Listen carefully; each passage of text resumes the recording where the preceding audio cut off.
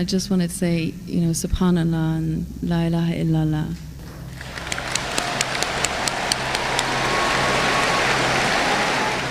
بسم اللہ الرحمن الرحیم. السلام علیکم ناظرین. دین دنیا چینل میں آپ کو خوش آمدید کہتے ہیں. ناظرین، دین حق کی طرف لوٹنا خوش نصیبی کی بات ہے. یہ ایسی سعادت ہے جو ہماری دعا ہے کہ ہر غیر مسلم کو ملے اور ہر مسلمان کو بھی راستے سے بھٹکنے سے اللہ تعالیٰ محفوظ رکھے. بلا شبہ ڈاکٹر ذاکر نائک نے اب تک سینکڑوں لوگوں کو اسلام کی روشنی سے منور کیا اور دہائیوں سے جاری دعوت کے کام کے دوران ان کے ارادوں میں ذرا سی بھی لغزش نہیں آئی. اور یہی وجہ ہے کہ اب بھی جوک در جوک غیر مسلم ان کی خدمت میں حاضر ہوتے ہیں اور اسلام قبول کرتے ہیں. دبئی میں بھی ایسا ہی ہوا جب ایک کرسچن خاتون جس کا نام اینا تھا وہ آئی اور اس نے اپنے 2 سوالات رکھے. ناظرین، اس کے سوالات بہت چھوٹے سے تھے مگر ڈاکٹر صاحب نے اس تفصیل کے ساتھ اور ہر باریکی کا جواب دیا کہ سننے والی اس خاتون نے دل و دماغ سے قبول کر لیا کہ جو بھی آپ کہہ رہے ہیں وہ سچ ہی ہے. اور صرف 2 سوالوں کے جواب لینے کے بعد اینا نامی اس خاتون نے اسلام قبول کر لیا. ناظرین، آپ کو اس خاتون کے پہلے سوال سناتے ہیں، پھر ڈاکٹر ذاکر نائک صاحب کا جواب سناتے ہیں.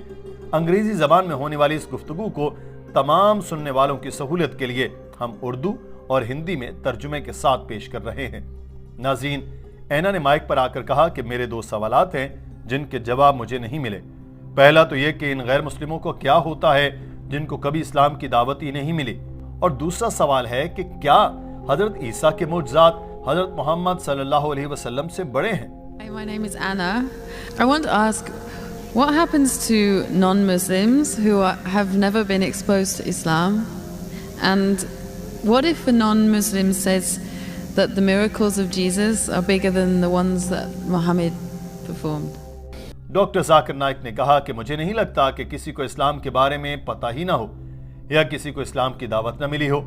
آج سے 50 سال پہلے اگر آپ یہ سوال کرتی تو شاید میں کہتا کہ صحیح کہہ رہی ہیں، مگر آج کل سائنس اور ٹیکنالوجی کا دور ہے اور اس دور میں ممکن نہیں کہ کسی کو اسلام کے بارے میں پتہ نہ ہو.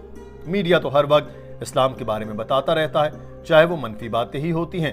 اسلام دہشت گردی کا مذہب ہے، اسلام جبر کا دین ہے، اسلام میں عورتوں کو دبایا جاتا ہے، حقوق نہیں دیے جاتے، جو بالکل غلط ہے. تو سوال یہ ہو سکتا ہے کہ اسلام کے بارے میں درست معلومات نہ ملی ہوں. قرآن پاک میں سورہ حجرات میں لکھا ہے کہ جب کسی چیز کی خبر ملے تو اس کو آگے پھیلانے سے پہلے اس کی صحیح ہونے کی تصدیق کرنی چاہیے. اگر کوئی شخص جنگلوں میں رہتا ہے یا کسی ایسی جگہ پر جہاں کوئی جدید سہولتیں نہیں ہیں تو ہو سکتا ہے کہ اس کو اسلام کی خبر نہ ملے. اس صورت میں تو پہلے مسلمانوں کی ذمہ داری ہے کہ اسلام کا پیغام لوگوں تک پہنچائیں. اللہ قرآن پاک میں فرماتا ہے کہ ان قریب ہم اپنی نشانیاں انہیں دنیا میں دکھائیں گے اور خود ان کے نفس میں یہاں تک کہ ان پر واضح ہو جائے گا کہ وہی حق ہے. اللہ تعالیٰ نے یہ ذمہ بھی لیا ہے کہ وہ ہر ایک کو نشانی دکھائے گا، چاہے وہ مسلمان ملک میں ہو یا غیر مسلمان ملک میں. نشانیاں یہاں تک ہوں گی کہ انہیں پتہ چل جائے گا کہ سچ کیا ہے. ڈاکٹر صاحب نے ایک سروے سے متعلق بتایا کہ جو 1950 میں ہوا تھا یہ 2 قبائل کا تھا جو 1950 تک جدید دنیا کے ساتھ ہم آہنگ نہیں تھے.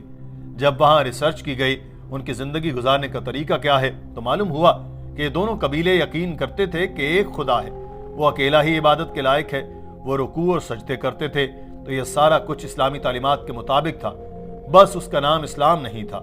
حضرت محمد صلی اللہ علیہ وسلم نے فرمایا کہ ہر بچہ دین فطرت پر پیدا ہوتا ہے، وہ مسلمان ہوتا ہے، اور مسلمان ہونے کا مطلب یہ ہے کہ اپنی منشا کو اللہ کی مرضی پر چھوڑ دینا. بعد میں جب وہ بڑا ہوتا ہے تو وہ والدین، اساتذہ، رشتہ داروں سے متاثر ہو کر راستے سے بھٹک سکتا ہے. جب کوئی شخص اسلام قبول کرتا ہے تو اس کے لیے لفظ اسلام قبول کرنا ٹھیک نہیں، بلکہ کہنا چاہیے کہ وہ اسلام کی طرف واپس آ گیا کیونکہ کچھ وجوہات کی بنا پر بھٹک گیا تھا.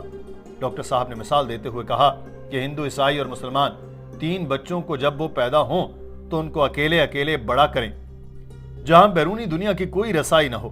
تو جب آپ ان کو دیکھیں گے تو ان کی زندگی گزارنے کا طریقہ اسلام کے مطابق ہی ہوگا. صرف دوسروں کی صحبت سے ہی بچے یا بڑے سیدھے راستے سے بھٹک جاتے ہیں اور یہ سائنسی طور پر بھی ثابت شدہ ہے. Every child, if you take 3 children, one born to a Christian, one born to a Jew, one born to a Hindu, isolate these 3 children completely from any external influence. And when they grow up and you try and find out what is their way of life, it will be nothing but Islam. Only after external influence, they start deviating and worshipping wrong things and having wrong ideas. This is scientifically proven. Furthermore, sister, where your second question is concerned, that what if someone doesn't know Islam and thinks that Jesus Christ did miracles? Doctor Zakir Naik نے اس خاتون کو دوسرے سوال سے متعلق بتایا کہ مجھے بھی یقین ہے کہ حضرت عیسیٰ نے معجزات دکھائے تھے، مگر بہن معجزات ٹیسٹ نہیں ہیں کہ کون بڑا ہے کون نہیں۔ بائبل میں لکھا ہے کہ جیزس نے کہا کہ بہت سے جھوٹے کرائسٹ اور جھوٹے پیغمبر آئیں گے جو معجزات دکھائیں گے اور دھوکہ دیں گے۔ تو جیزس نے تو خود کہا کہ معجزات یہ دیکھنے کے لیے نہیں کہ کوئی خدا ہے، بلکہ جس بھی پیغمبر نے جو بھی معجزات دکھائے ہیں وہ در حقیقت اللہ تعالیٰ کی اجازت سے ہی دکھائے ہیں۔ اللہ تعالیٰ نہ چاہتا تو کوئی معجزہ نہ ہوتا۔ حضرت موسیٰ نے سمندر میں اپنا عصا پھینکا تھا اور اس کے 2 ٹکڑے ہو گئے تھے، یہ بھی اللہ تعالیٰ نے ہی کیا۔ ایسا ہی حضرت محمد صلی اللہ علیہ وسلم سے متعلق ہے، آپ صلی اللہ علیہ وسلم نے چاند کے 2 ٹکڑے کر کے دکھائے، وہ اللہ تعالیٰ کی اجازت سے ہی تھے۔ میں آپ کو بتا دوں کہ کوئی مسلمان اس وقت تک مسلمان ہو ہی نہیں سکتا جب تک وہ حضرت عیسیٰ کو پیغمبر نہ مانے۔ ہم یقین رکھتے ہیں کہ وہ اللہ کے برگزیدہ پیغمبر تھے، وہ مسیحا تھے، وہ بغیر والد کے پیدا ہوئے، انہوں نے مردوں میں جان ڈالی، بیماروں کو شفا دی مگر اللہ کے حکم سے۔ مسلمان اور عیسائی یہاں تک تو ایک ہی پیج پر ہیں، مگر فرق یہ ہے کہ حضرت عیسیٰ کو مسلمان خدا نہیں مانتے، کیونکہ ایسا بائبل میں بھی نہیں لکھا۔ پوری بائبل میں جیسس نے خود نہیں کہا کہ میں خدا ہوں اور میری عبادت کرو۔ مجھے کوئی ایسی آیت دکھا دیں تو میں عیسائی بن جاؤں گا۔ اس بات پر پورا ہال تالیوں سے گونج اٹھا۔ ناظرین، ڈاکٹر ذاکر نائک نے کہا کہ اگر آپ بائبل کو پڑھیں تو اس میں لکھا ہے کہ میرا باپ مجھ سے بڑا ہے، میں شیطان کو بھگاتا ہوں فادر کے حکم سے، میں جو بھی کرتا ہوں خدا کے حکم سے کرتا ہوں۔ جو بھی اپنی مرضی کو اللہ پر چھوڑ دیتا ہے وہ مسلمان ہے، اور جیزس بھی مسلمان تھے۔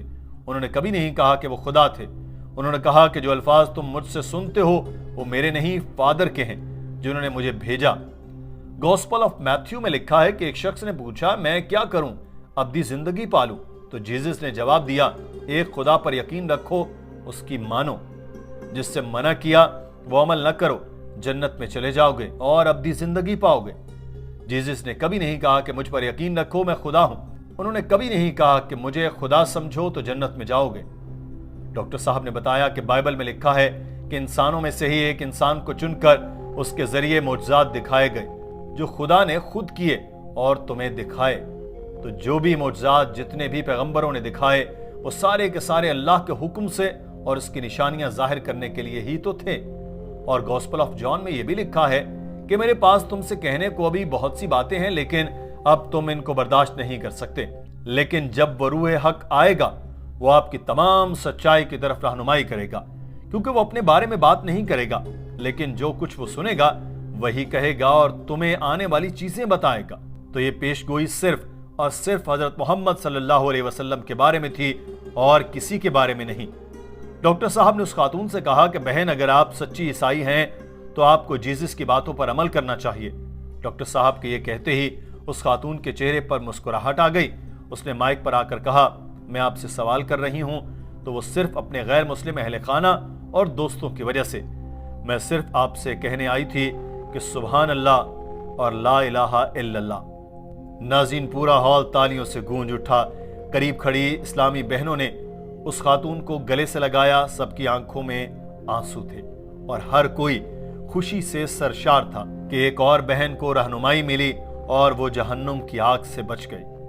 ناظرین، آپ یہ مناظر دیکھیے۔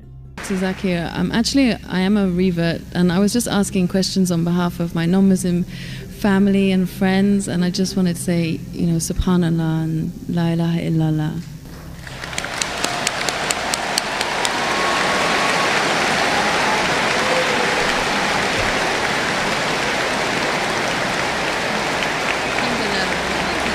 That's why I said you have to say what you have to say.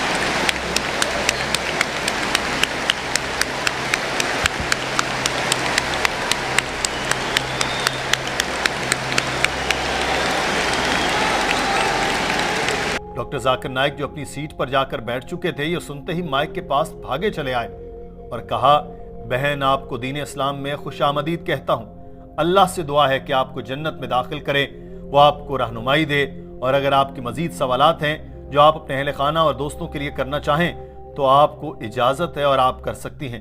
اگر آپ کے جو بھی سوالات ہیں میں ان کے جواب بخوشی دوں گا۔ ہماری دعوت سینٹر بھی آپ کو پوری مدد کرے گی۔ اس خاتون نے اشارے سے بتایا کہ اس کے اور کوئی سوال نہیں۔ ڈاکٹر صاحب اپنی سیٹ پر جا کر بیٹھے مگر ہال میں تالیوں کی گونج کئی منٹ تک برقرار رہی۔ ناظرین، اس خوبصورت ویڈیو کے بارے میں آپ کی رائے کیا ہے؟ کمنٹ سیکشن میں ضرور آگاہ کیجیے گا۔ اپنا خیال رکھیے۔ اللہ حافظ۔